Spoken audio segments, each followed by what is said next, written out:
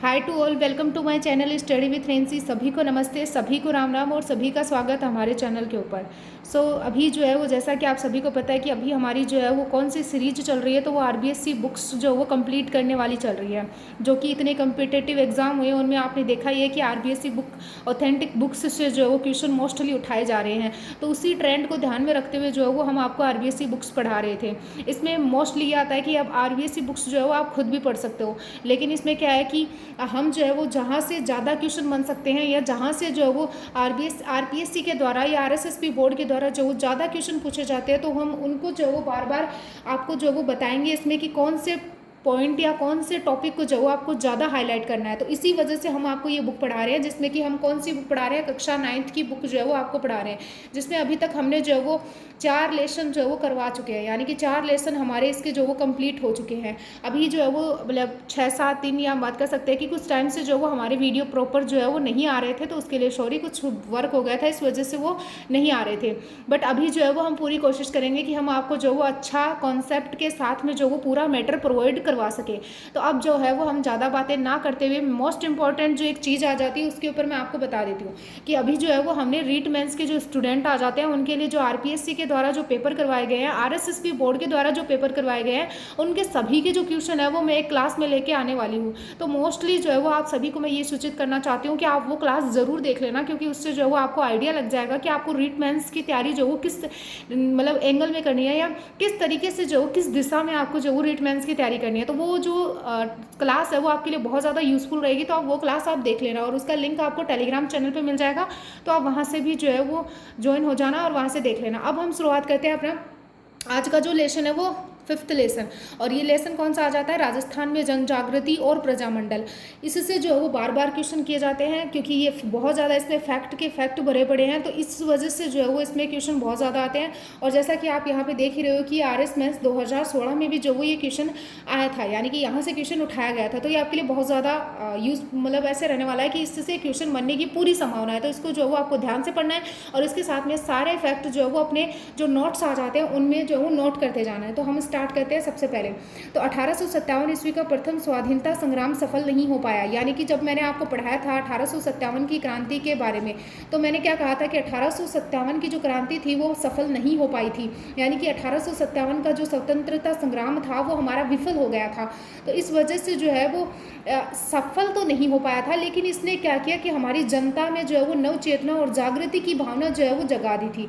यानी कि ये आंदोलन जो था वो सफल तो नहीं हो पाया, लेकिन इसने जो है वो हमारी जनता जो थी उसमें नव चेतना और जागृति की भावना कौन सी जगा दी कि हम भी जो है वो आज़ाद हो सकते हैं, या हम पर जो अत्याचार हो रहे हैं उनसे हम मुक्ति पा सकते हैं।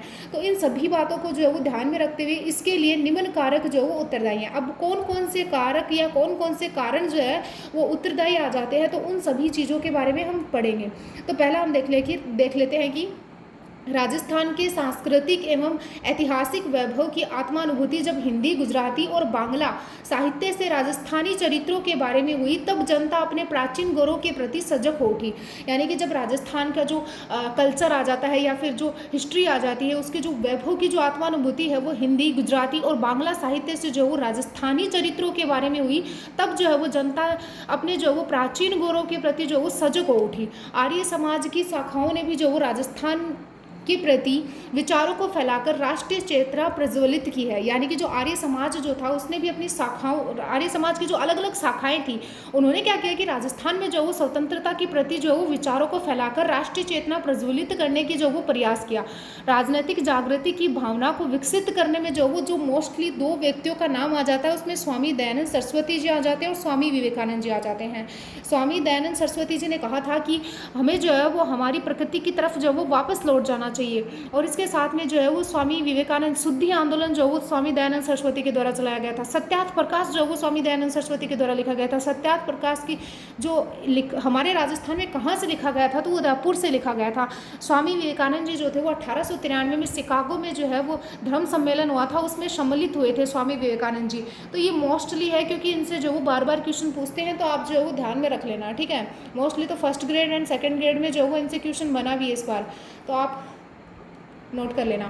साहित्य और पत्रकारिता ने भी राष्ट्रीय भावना को जगाया है। यानी कि आप जैसे सोच सकते हो कि अब हम जो है वो आपको साहित्य के बारे में पढ़ाएंगे, तब हम आपको कुछ ऐसी चीज़ें बताएंगे जिससे कि आपको पता चलेगा कि वो जो पत्र, या फिर हम बात कर सकते हैं वो समाचार पत्र जो है वो हमारे राष्ट्र की भावना को जगाने में कितने कारगर साबित हुए हैं। तो साहित्य और पत्रकारिता ने भी राष्ट्रीय भावना को जगाया है। बंकिम चंद्र चटर्जी की वंदे मातरम, अब बंकिम चंद्र चटर्जी के द्वारा जो है वो वंदे मातरम गान जो है राजस्थान में गूंज उठा। अब आपसे पूछ सकते हैं कि वंदे मातरम जो किसके द्वारा लिखा गया था, तो वो सभी को पता रहता है कि बंकिम चंद्र चटर्जी के द्वारा लिखा गया था। इसके जो गान थे वो राजस्थान में गूंज उठा। राजस्थान समाचार, इसमें देखो आपकी राजस्थान समाचार, देश हितैषी, परोपकार आदि समाचार पत्रों ने भी राष्ट्रीय भावना की जागृति में महत्वपूर्ण योगदान दिया है या सहयोग किया है। उदयपुर में सज्जन कृति सुधार, मोस्टली क्वेश्चन है, यहाँ से नोट कर लेना क्योंकि ये क्वेश्चन बार बार पूछा गया है कि उदयपुर से सज्जन कृति सुधार, अजमेर से एक अंग्रेजी साप्ताहिक राजस्थान टाइम्स। अब आपसे पूछ सकते हैं कि सज्जन कृति सुधार जो है वो राजस्थान के कौन से जिले से जो वो प्रकाशित हुआ था या कहाँ से इसका प्रकाशन हुआ था, तो वो उदयपुर से हुआ था। और वही पूछ लेंगे कि राजस्थान जो टाइम्स आ जाता है इसका प्रकाशन जो है वो कहाँ से हुआ था, तो वो अजमेर से हुआ था। और इसका जो है वो कब प्रकाशन हुआ था, तो 1885 ईस्वी को जो है वो इसका प्रकाशन हुआ था। अखबारों के माध्यम से लोगों में राष्ट्रीय और राजनीतिक चेतना का उदय जो है वो इन्हीं वजह से हुआ था। तो ये दोनों समाचार पत्र जो है वो आपको ध्यान में रखने हैं। इसके बाद नेक्स्ट हम देखते हैं छप्पनिया कि भीषण अकाल के समय अंग्रेजों की ओर से जो उपेक्षा बरती गई उसी के कारण जो वो अंग्रेजों के प्रति विरोध का वातावरण बना, अतः जनता के मन में स्वतंत्रता प्राप्ति के विचार बनने आरंभ हो गए थे। यानी कि छप्पनिया अकाल जब पड़ा था तब अंग्रेजों के द्वारा जो है वो जनता के साथ में बहुत ही जो है वो उपेक्षा का व्यवहार किया गया था, या हम बात कर सकते हैं कि बहुत बुरा व्यवहार किया गया था, जिसके कारण अंग्रेजों के प्रति जो है वो उनके मन में विरोध उत्पन्न हो गया था और जनता के मन में जो वो स्वतंत्रता प्राप्ति के जो विचार थे वो बनने लग गए थे या वो बनना आरंभ हो गए थे। नेक्स्ट हम बात करते हैं कि एडवर्ड सप्तम के राज्यारोहण के समारोह के समय उदयपुर के महाराणा फतेह सिंह को आमंत्रित किया गया। एडवर्ड सप्तम का राज्यारोहण हो रहा था दिल्ली में, तब उदयपुर के महाराणा आ जाते हैं जिनका नाम फतेह सिंह आ जाता है, उनको आमंत्रित किया गया था। इसमें शामिल होने के लिए उन्होंने दिल्ली प्रस्थान किया। तभी उन्हें रास्ते में शाहपुरा के क्रांतिकारी केसरी सिंह बारट, जब मैंने आपको प्रमुख क्रांतिकारी करवाया था तब मैंने आपको केसरी सिंह बारट, प्रताप सिंह बारट, जोरावर सिंह बारट इनके बारे में भी बहुत अच्छे से बताया था। तो आप वो क्लासेस देखना, फिर ही जाके आपको पता चलेगा केसरी सिंह बारट कहाँ से थे और इनके द्वारा क्या क्या कार्य किए गए, इनके द्वारा जो कौन कौन सी रचनाएं की गई, इन सभी चीज़ों के बारे में। तो केसरी सिंह बारट के द्वारा चेतावनी राज चुंगटिया लिखा गया था। अब चेतावनी राज चुंगटिया के द्वारा जो है उन्होंने महाराणा फतेह सिंह जो थे उनके मन में आत्मसम्मान की भावना जगाई और उनको जो है वो दिल्ली दरबार के समारोह में शामिल न होने का जो है वो निश्चय महाराणा फतेह सिंह को करवाने के लिए मजबूर कर दिया उन्होंने अपनी इस रचना चेतावनी राज चुंगटिया से। महाराणा के इस कार्य से राजस्थान की जनता में एक नव चेतना की लहर जो वो तोड़ गई थी। अब वो मोटिवेट हो गए कि महाराणा फतेह सिंह जो थे वो एडवर्ड सप्तम के राज्यारोहण में जो है वो शामिल होने के लिए नहीं गए थे। तो इससे जनता में एक नई उत्तेजना या हम बात कर सकते हैं कि नव चेतना जो है वो जागृत हो गई थी कि हम जो है वो स्वतंत्रता प्राप्त कर सकते हैं और हमें जो है वो अपनी जो शुरुआत 1857 की क्रांति से हुई थी उसको जो है वो आगे बढ़ाते हुए चलना है, जिससे कि हम जो है वो पूरी तरीके से स्वराज्य स्थापित कर सके। अपने स्वभाषा स्वदेशी ये सभी जो है वो दयानंद सरस्वती के द्वारा जो है वो दिए गए थे। तो आप ध्यान में रख लेना, इनको कुछ नाम है तो वो अगर टर्म्स आप ध्यान में रखोगे तो आपको जो है वो ये करने में आसानी होगी। RS मेंस के लिए इम्पॉर्टेंट है तो आप जो है वो इसको फोकस करके पढ़ लेना। नेक्स्ट हम बात करते हैं कि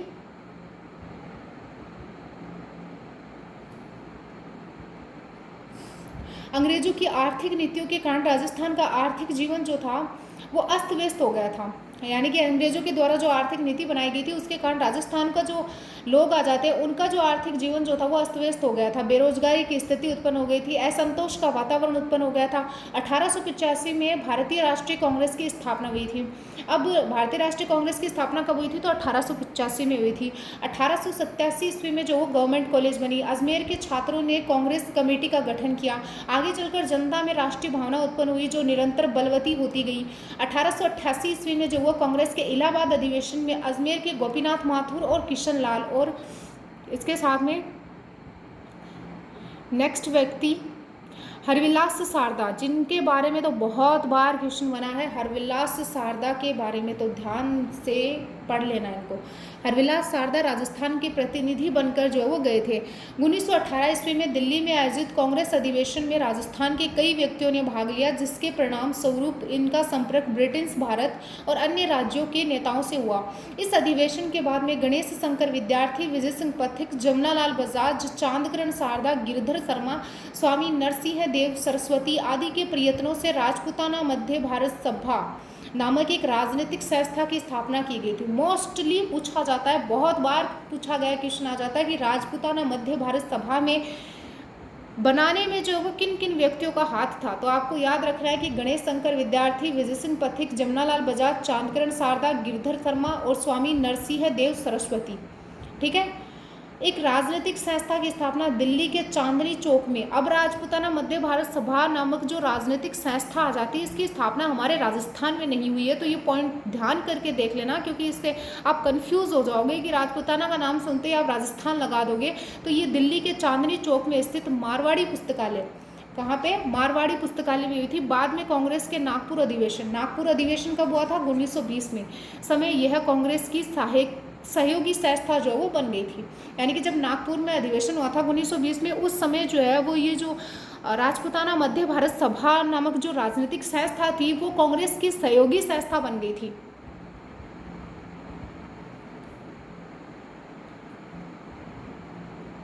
नेक्स्ट, ये जो है वो गणेश शंकर विद्यार्थी हैं और इनके साथ में इधर जो वो जमनालाल बजाज है, तो आप देख सकते हो इनकी तस्वीर। इसके बाद हम नेक्स्ट अपने टॉपिक पे चलते हैं। राजपूताना मध्य भारत सभा का दूसरा अधिवेशन कांग्रेस अधिवेशन के साथ ही दिसंबर 1919 में अमृतसर में संपन्न हुआ था। याद रख लेना कि राजपूताना मध्य भारत सभा जो थी, उसका दूसरा अधिवेशन कहाँ पे हुआ था? तो वो 1919 में अमृतसर में संपन्न हुआ था। मार्च 1920 में इसका तीसरा अधिवेशन जमनालाल बजाज की अध्यक्षता में अजमेर में आयोजित किया गया था। मोस्ट इंपॉर्टेंट क्वेश्चन है कि राजस्थान में जो है वो अजमेर में राजपूताना मध्य भारत सभा का अधिवेशन जो है वो हम बात कर सकते हैं कि अधिवेशन किसके द्वारा, यानी कि किसकी अध्यक्षता में और कब जो है वो लगा था या आयोजित किया गया था? तो वो जमनालाल बजाज की अध्यक्षता में किया गया था और मार्च 1920 में किया गया था। दिसंबर 1920 में सभा का चौथा अधिवेशन नागपुर में। तो दूसरा अधिवेशन कहाँ पे हुआ था? तो दूसरा अधिवेशन जो है वो अमृतसर में हुआ था। दूसरा अधिवेशन अमृतसर में हुआ था। कब हुआ था? तो 1919 में हुआ था। तीसरा अधिवेशन अपने अजमेर में हुआ था। किसकी अध्यक्षता में हुआ था? तो जमनालाल बजाज की अध्यक्षता में हुआ था। कब हुआ था? तो 1920 ईस्वी में हुआ था। चौथा अधिवेशन कहाँ पे हुआ था? तो चौथा अधिवेशन नागपुर में हुआ था। कब हुआ था? तो 1920 ईस्वी में ही जो है वो चौथा अधिवेशन हुआ था, दिसंबर 1920 ईस्वी में। भारतीय राष्ट्रीय कांग्रेस का अधिवेशन भी इस समय नागपुर में हो रहा था और उसी समय भारतीय राष्ट्रीय कांग्रेस का अधिवेशन भी चल रहा था या हो रहा था। सभा के अध्यक्ष नरसिंह चिंतामणि केलकर निर्वाचित हुए थे और इस सभा के जो अध्यक्ष थे वो कौन निर्वाचित हुए थे? तो नागपुर के जो वो नए से नाम याद रख लेना, नरसिंह चिंतामणि केलकर निर्वाचित हुए थे, किंतु कुछ कारणों से वे नागपुर नहीं पहुंच पाए। अतः जयपुर के गणेश नारायण, इनमें भी याद रख लेना ना, गणेश नारायण सोमाणी को सर्वसम्मति से जो वो सभापति चुना गया। अधिवेशन में एक प्रदर्शनी भी लगाई गई जिसमें राजस्थान के कृषकों की दयनीय स्थिति दर्शाई गई थी। राजस्थानी जनता का आह्वान अब कांग्रेसी नेताओं तक पहुंचा। राजस्थान के नेताओं के दबाव के कारण जो वो कांग्रेस ने एक प्रस्ताव पारित किया जिसमें राजस्थान के राजाओं को यह आग्रह, यानी कि राजस्थान राजाओं से यह आग्रह किया गया था कि वे अपनी प्रजा को शासन में भागीदार बनाएं। 1919 ईस्वी में वृद्धा में ही राजस्थान सेवा संघ की स्थापना विजय सिंह पथिक, रामनारायण चौधरी, हरिभाव किंकर के द्वारा की गई थी।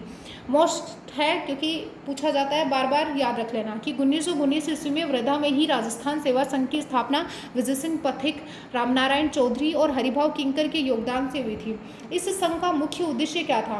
तो मुख्य उद्देश्य था जनता की समस्याओं का निवारण करना था। इसका दूसरा क्या था? जमींदारों राजाओं का अपनी प्रजा के साथ सौहार्दपूर्ण संबंध स्थापित करवाना था। इस संघ के माध्यम से राजस्थान में राजनीतिक चेतना का जो है वो प्रसार हुआ। अब इस संघ के माध्यम से जो है वो राजस्थान के जो लोग आ जाते हैं उनमें राजनीतिक चेतना का प्रसार हुआ। इसमें जो है वो हमारे मोस्टली 3 टॉपिक निकलते हैं कि 1919 में जो है वो वर्धा में किसकी स्थापना हुई थी? तो 1919 में वर्धा में राजस्थान सेवा संघ की स्थापना हुई थी। किसके द्वारा की गई थी? तो विजय सिंह पथिक के द्वारा की गई थी, रामनारायण चौधरी के द्वारा की गई थी और हरिभाव किंकर के द्वारा। हरिभाई किंकर की जो है इन तीनों का जो है वो योगदान आता है राजस्थान सेवा संघ की स्थापना में। अब सेवा संघ की स्थापना तो हमने कर दी, लेकिन इसके उद्देश्य क्या आते हैं, इसके एम क्या आते हैं कि हमें जनता की जो समस्या है उसका निवारण करना है, और जो जागीरदारों राजाओं के द्वारा जो वो अपनी प्रजा के साथ में जो वो दुर्व्यवहार किया जा रहा है उसको सौहार्दपूर्ण संबंध में स्थापित करवाना है। ये जो है वो इस जो सभा है या संघ है इसका उद्देश्य आ जाता है। इस संघ के माध्यम से राजस्थान में राजनीतिक चेतना का प्रसार हुआ था। नेक्स्ट हम चलते हैं। धीरे धीरे बूंदी, जयपुर, जोधपुर, सीकर, खेतड़ी, कोटा आदि स्थानों पर संघ की शाखाएं खोली गई।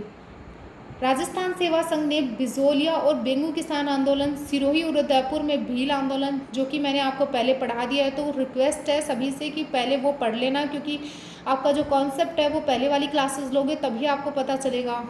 तो ये मैंने आंदोलन आपको पहले पढ़ा दिया है, तो आप एक बार जो है वो क्लासेस देख लेना एक बार।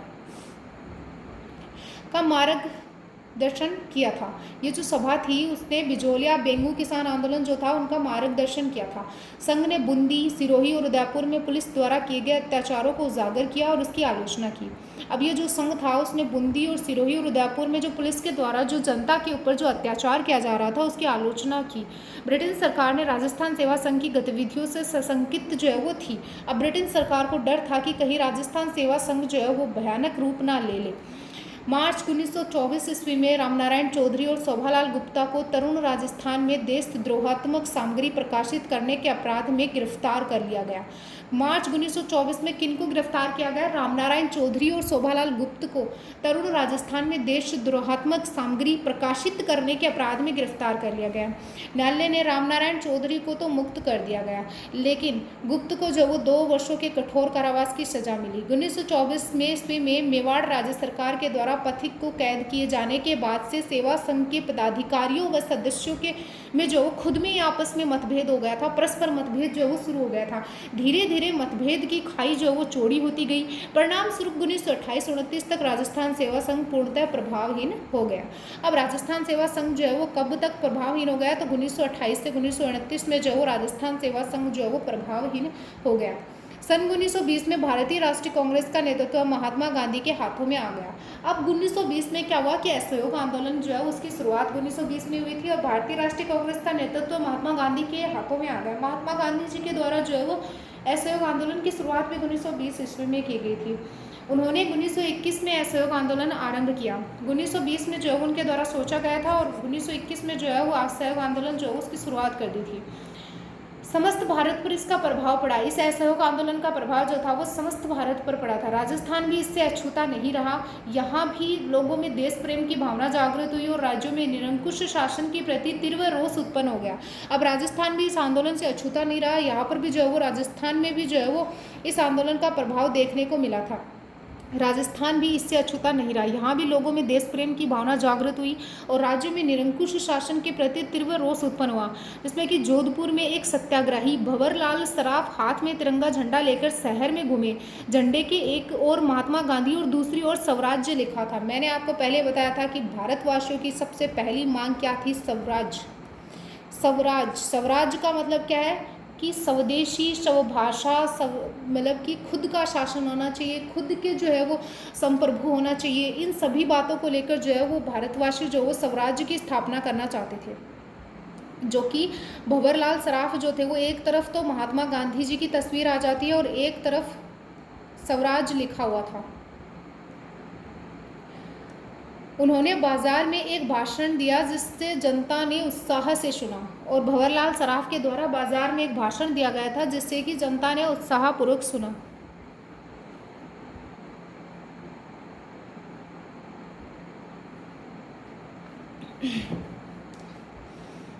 टोंक राज्य की जो जनता थी उसने एक सभा करी और कांग्रेस के प्रति पूर्ण सहानुभूति व्यक्त की और इसके साथ में असहयोग आंदोलन का भी जो वो अनुमोदन किया। वहाँ के अंग्रेज पुलिस अधिकारियों ने उनके नेता मौलवी अब्दुल रहीम, सैयद जुबैर मियाँ, सैयद इस्लाम मियाँ, काजी मोहम्मद अय्यूब आदि को जो वो गिरफ्तार कर लिया। अब टोंक में जो वो नवाबों की नगरी कहते हैं, तो नवाब ही यहाँ पे मिलेंगे। तो उनके नाम भी जो वो नवाब जैसे ही होंगे। टोंक को नवाबों की नगरी कहते हैं, इसलिए वहाँ पे ज़्यादातर जो वो नवाब ही मिलेंगे, तो उनके नाम भी नवाब जैसे होंगे। तो आपको याद रखना है कि रहीम जी आ जाते हैं, मियाँ आ जाते हैं, और इस्लाम मियाँ आ जाते हैं, और काजी मोहम्मद अय्यूब आ जाते हैं। तो इनको गिरफ्तार कर लिया गया था पुलिस के द्वारा, क्योंकि इन्होंने एक सभा करी थी जिसमें कि इन्होंने कांग्रेस को पूरी तरीके से सहानुभूति दिखाई थी, और असहयोग आंदोलन का जो है वो समर्थन इनके द्वारा किया गया था। लगभग 70 अन्य जो है वो व्यक्ति भी इस संबंध में गिरफ्तार किए गए थे।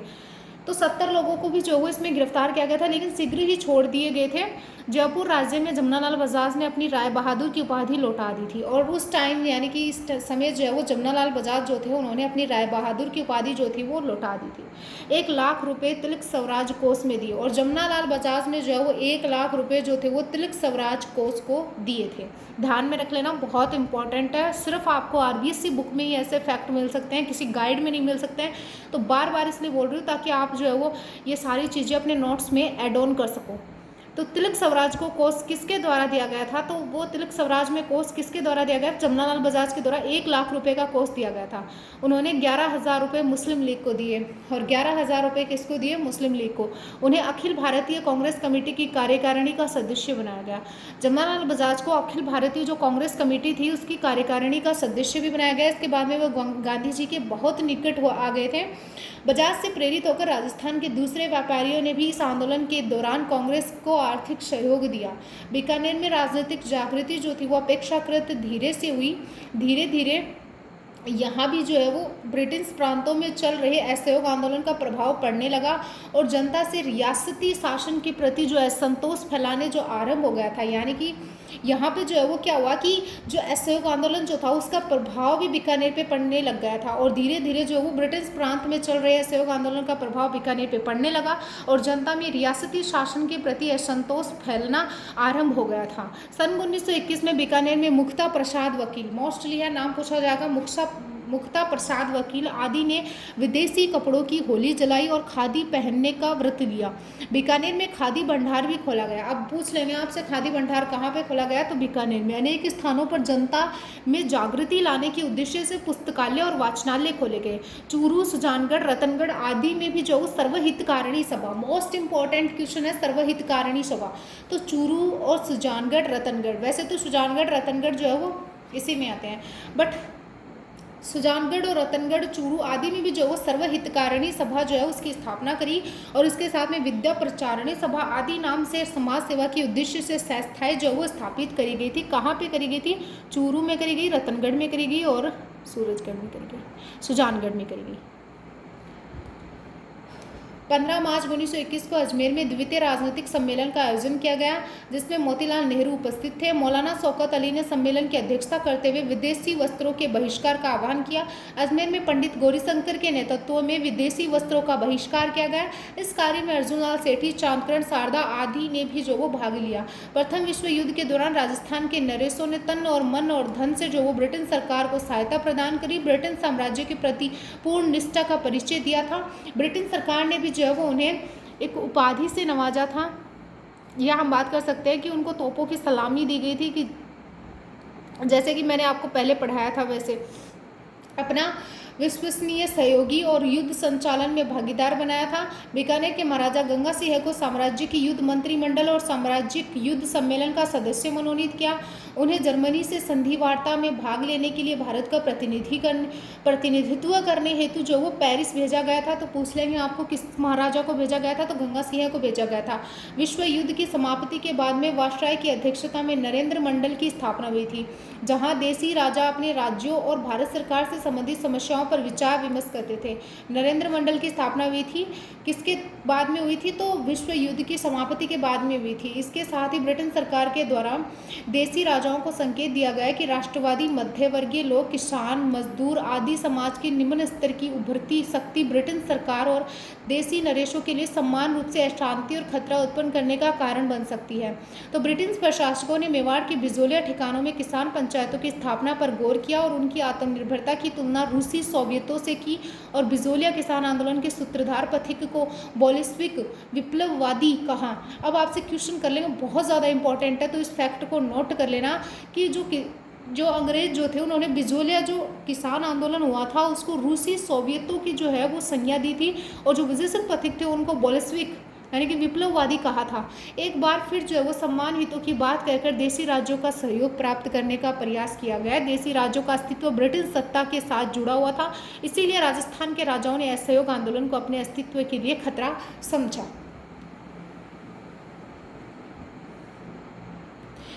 नेक्स्ट हम देखते हैं,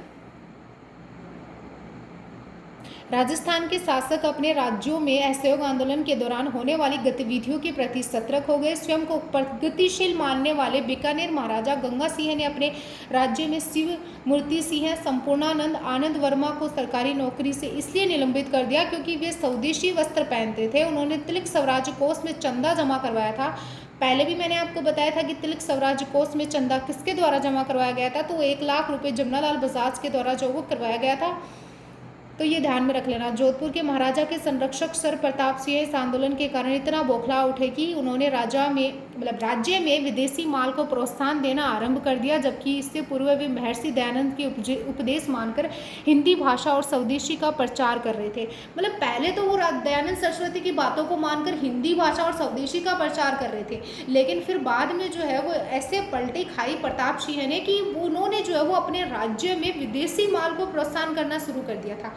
उदयपुर के महाराणा फतेह सिंह असहयोग आंदोलन के प्रति गुप्त रूप से सहानुभूति रखते थे, यानी कि ऊपर से तो नहीं दिखा रहे थे कि मैं भाई असहयोग आंदोलन के प्रति जो है वो किस तरीके से जो है वो अपने आप को जो वो डिफाइन कर रहा हूँ, लेकिन वो पीछे जो है वो असहयोग आंदोलन के प्रति सहानुभूति रख रहे थे।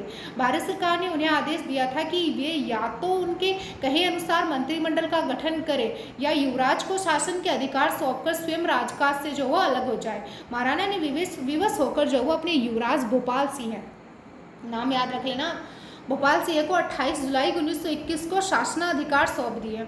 युवराज ने अंग्रेज सरकार की इच्छा अनुसार मंत्रिमंडल बनाया। राजस्व विभाग जैसी महत्वपूर्ण विभाग एक अंग्रेज अधिकारी मिस्टर ट्रेंच को सौंप दिया गया। ये ट्रेंच का नाम याद रख लेना कि किसको सौंपा था, मिस्टर ट्रेंच को सौंपा था।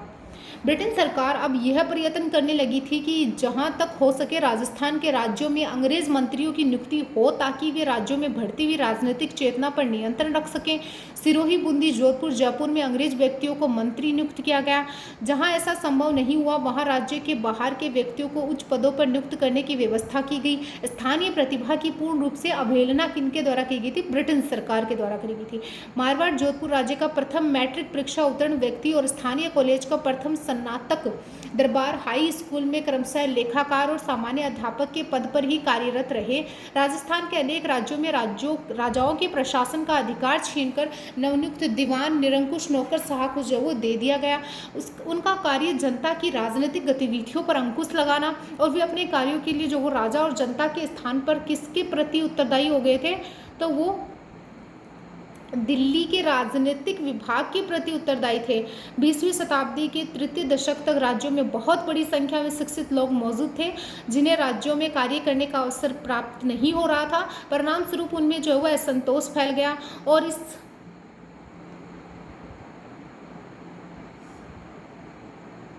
परिणाम स्वरूप इसमें असंतोष फैल गया और इसके साथ में जो है वो शिक्षित वर्ग ने प्रचलित व्यवस्थाओं में व्याप्त अनियमितताओं और को उजागर कर दिया। यानी कि जो प्रचलित शिक्षक वर्ग जो था उसने जो हमारे जो समाज में जो प्रचलित व्यवस्थाओं में व्याप्त अनियमितताओं को जो वो उनके द्वारा उजागर किया गया और जनता में जागृति उत्पन्न करेगी। उन्होंने नागरिक अधिकारों और उत्तरदायी सरकार की स्थापना के लिए संघर्ष किया और जन आंदोलन को नेतृत्व प्रदान किया। राजस्थान में अब एक नए युग का सूत्रपात हुआ। अब जो है वो मोस्टली हमारा मोस्ट क्वेश्चन आएगा, यानी कि जहाँ से बहुत ज़्यादा क्वेश्चन पूछे जाएंगे तो वो ये ही आएगा।